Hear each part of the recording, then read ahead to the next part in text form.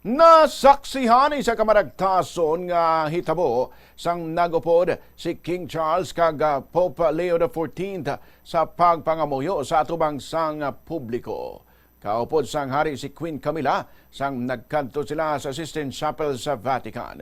Si King Charles ang unang reigning British monarch na nagupod sa Santo Papa sa pagpangamuyo halin sang nagsipak si Henry VIII sa Roma sang 1534. Halos 5 katuig nang nakaligad sang nagseparar si Henry VIII sa Roman Catholic Church.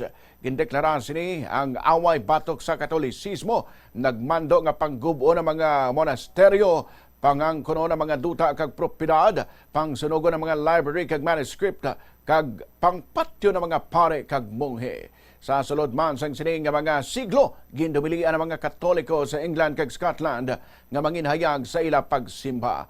Ang ginhimo naman ni King Charles among ginagkabig nga simbolo sang reconciliation sa tunga sang Catholic kag Anglican churches. Magduwa sa pagpangamuyo sa Sistine Chapel, may natabo man nga pribado nga meeting sa tunga sang hari kag Santo Papa sa Apostolic Palace kag may ecumenical service sa Basilica of St. Paul's outside the walls, kung sa din ginhatagan si King Charles ang titulo nga Royal Confrater of St. Paul.